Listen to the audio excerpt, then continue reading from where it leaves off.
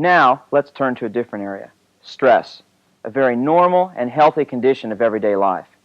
And for those involved in sports, stress is also a fact of life. It may come in different forms. For instance, competing in front of family or friends, competing on an opponent's home field in front of a hostile crowd, competing against an athlete or team of superior ability, competing in championship events. But in order to learn how to handle and understand stress, the situations that provoke it must first be identified. It should be emphasized again that stress is normal and even necessary to athletic performance. It is important to understand that everyone, from little leaguers to the professional athlete, experiences some degree of stress, whether he's preparing for competition or is actually involved in it. The important thing is how you use it. The day of the game is probably the most stressful day for a goalkeeper. You wait probably 8 to 10 hours to play that game, and you play all the game in your mind. You go through the game and you think of what's going to happen in the game and who the players are and what's going to happen in the game. And by the time the game actually happens, you're just worn out and fatigued just by thinking about the game. The actual game itself is so much easier to play than waiting for the game. Stress actually is a motivator, but when it becomes excessive, it becomes distress. Stress evokes some very definite physical and mental responses. When you have identified the specific situations that you find stressful, you must next recognize how your body responds to them both physically and mentally. Initially, your heart rate, blood pressure, and respiration rate will increase. This may be followed by the release of several hormones such as adrenaline, which prepares the body for the so-called fight-or-flight response. Additionally, your pupils become dilated. You perspire more than usual, your mouth becomes dry, and you may experience nausea and dizziness.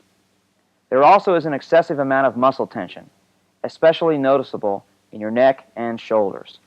These are the physical results of anxiety. But stress also erodes the mental processes. First, your attention span will become too narrowly focused on the stressor.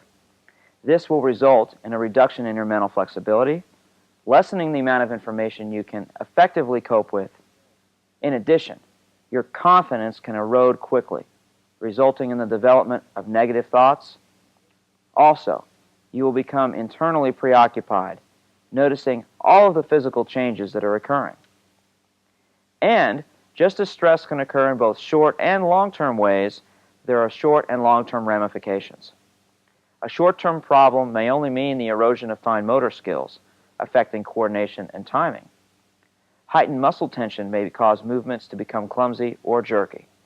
An especially disruptive problem if you're trying to swing a bat or throw a crucial pitch with the bases loaded. The distress of losing, though, can greatly alter your capacity to make decisions. You can become either rigid and inflexible or impulsive and indecisive. Either, of course, has a detrimental impact on communication skills, causing confusion and, eventually, a negative impact on teamwork. Long-term problems affect not only performance, but also physical and mental health. And while some may lead to psychosomatic complaints, others become very real in the form of hypertension, ulcers, heart attacks, and strokes. On the emotional side, lowered self-esteem, depression, and apathy can occur. During the past few minutes, we have identified some of the sources of stress, how it affects you physically and mentally, and some of the problems that can affect your performance.